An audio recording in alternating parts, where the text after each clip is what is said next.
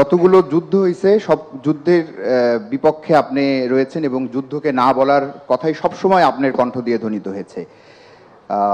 বাংলাদেশে যখন পান থেকে চুন খসে তখনই আমরা মানবাধিকার গেল গেল বলে মোড়ল দেশগুলোর কথা শুনি, কিন্তু এত বড় যুদ্ধ হচ্ছে, ইসরায়েল হামলা চালাচ্ছে, আমরা যুক্তরাষ্ট্রে দেখলাম একজন প্রফেসরকে যেভাবে আটক করা হলো, হত্যা করা হলো, সেখানে মানবাধিকার নিয়ে কোনো প্রশ্ন দেখছি না। এই দুই নীতি বা দ্বৈত নীতি বা কেমন এই নীতি কেন আমাদের ক্ষেত্রে? ধন্যবাদ মাননীয় প্রধানমন্ত্রী। এটার উত্তর তো যারা এইভাবে মানবাধিকার লঙ্ঘন করছে তারা দেবে, এটা তো আমারও প্রশ্ন, এবং সেই প্রশ্নটা আমিও আন্তর্জাতিক পর্যায়ে আমি করে এসেছি যে এই দুমুখ নীতি কিসের জন্য। এক জায়গায় মানুষ খুন করলে তারপর আবার তাদেরকে আবার টাকাও দেওয়া হয়, অস্ত্রও দেওয়া হয়, মানুষ হত্যা, আবার অপর জায়গায় দেখা গেলো যে মানবাধিকার নিয়ে। তো এই যে মানবাধিকার সংস্থাগুলি, আমাদের দেশেও তো কত মানবাধিকারের বিরাট বিরাট প্রবক্তারা আছে, তারাও চুপ কেন, সেটা আমারও প্রশ্ন। আমি তাদের কাছে জিজ্ঞেস করি যে তারা চুপ কেন, এখন কথা বলে না কেন, বা তারা ব্যবস্থা নেয় না কেন।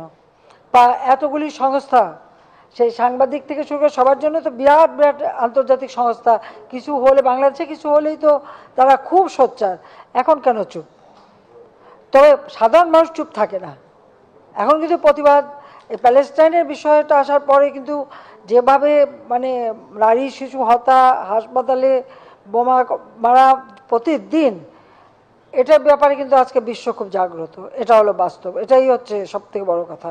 হ্যাঁ, ওরা অ্যারেস্ট করছে, আর সেটা নাকি তাদের গণতান্ত্রিক প্রক্রিয়া। তো সেটা আমি শুরুতেই বললাম, এই গণতান্ত্রিক প্রক্রিয়া আমরা সামনে আমরাও করবো আর কি।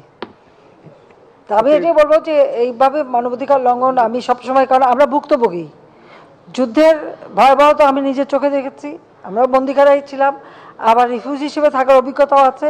আমি এর জন্য যেখানে সুযোগ পাই আমার নিজের অভিজ্ঞতা তুলে ধরেই আমি মানুষকে বোঝাতে চেষ্টা করি যে কেন আমি এই যুদ্ধের বিরুদ্ধে, কেন আমরা শান্তিপূর্ণভাবে সব সমাধান করতে পারি না, সেটাই হচ্ছে আমার প্রশ্ন।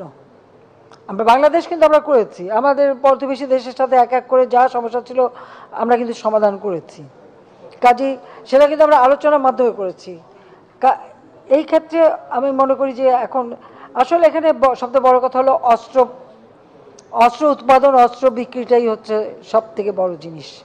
তো আমি সেটাও বলেছি যে এই অস্ত্র প্রতিযোগিতা বন্ধ করে এই টাকাটা বরং মানুষের কল্যাণে বা জলবায়ু পরিবর্তন ফান্ডে দিয়ে দেন। আমি সেটাও বলে আসছি যে এই অস্ত্র প্রতিযোগিতা না করে বরং ওই টাকাটা জলবায়ু পরিবর্তনের ফান্ডে দিলে অন্তত যে দেশগুলি জলবায়ু পরিবর্তনের ফলে ক্ষতিগ্রস্ত তারা লাভবান হবে, তারা জীবন জীবিকা বাঁচাতে পারবে। আমি যেখানে পাচ্ছি বলে যাচ্ছি, বলে যাব আমি, এটা ঠিক। তো সবাইকে অনেক অনেক ধন্যবাদ, সবার জন্য একটু ধন্যবাদ। আমি একটু আপ্যায়নের ব্যবস্থা, সাংবাদিকবৃন্দ আপনাদের জন্য বাইরে আপ্যায়নের ব্যবস্থা আছে। আপনাকে অসংখ্য শ্রদ্ধা জানাচ্ছি আমাদেরকে ডাকার জন্য। আমার ছোট্ট প্রশ্ন সেটি হচ্ছে যে আপনি এখানে লিখেছেন যে India Myanmar Thailand trial highway, এটার ব্যাপারে আমাদের খুব জানবার আগ্রহ আছে, এটা জানতে চাই, এখন না জানালেও চলবে। আর দ্বিতীয়ত আমার বাড়ি ফরিদপুর, আমার আদার বাড়ি মধুখালীতে বঙ্গেশ্বরদী গ্রামে। এর মধ্যে যে ঘটনাটি ঘটেছিল মধুখালীতে, সেখানে আপনার যে ভূমিকা, আপনার সরকারের যে ভূমিকা, তার জন্য অসংখ্য ধন্যবাদ জানাচ্ছি, কৃতজ্ঞতা জানাচ্ছি। বিষয়টি এই কারণে কৃতজ্ঞতা জানাবো যে আমরা যে দেশে বাস করি, যে ভূখণ্ডে বাস করি এবং যে মুক্তিযুদ্ধ আমরা করেছি সম্প্রীতির বাংলাদেশের জন্য, অসাম্প্রদায়িক বাংলাদেশের জন্য, গণতান্ত্রিক বাংলাদেশের জন্য, ধর্মনিরপেক্ষ বাংলাদেশের জন্য, সেই জিনিসটি যে আপনার নেতৃত্বে আমরা দেখতে পাচ্ছি, এই জন্য আপনাকে প্রশংসা করি, ধন্যবাদ জানাই, কৃতজ্ঞতা জানাই। ধন্যবাদ। আপনি যে ঈশ্বরের কথাটা বললেন, মূলত ভুটান থেকে থাইল্যান্ড পর্যন্ত একটা সড়ক যোগাযোগ ব্যবস্থা হওয়ার কথা, যেটা তখন প্রস্তাব করেছিল বাংলাদেশের ভিতর থেকে যাবে, তখন খালেদা জি এটা নাকচ করে দেয়। যখন নাকচ করে তখন আমি বলছিলাম যখন মডার্ন টেকনোলজি চলে আসবে, পাহাড়ের ভিতর থেকেই রাস্তা বের করে নিয়ে যাবে, বাংলাদেশের বোকাবোকি হয়ে তাদের থাকতে হবে না, কিন্তু বাংলাদেশের ভিতর থেকে যদি হয় আমরা এটার সঙ্গে যুক্ত থাকলাম, আমরাই লাভবান হব বেশি। তখন কিন্তু বিএনপি দেয়নি, খালেদা জি এটা নাকচ করে দিয়েছিল।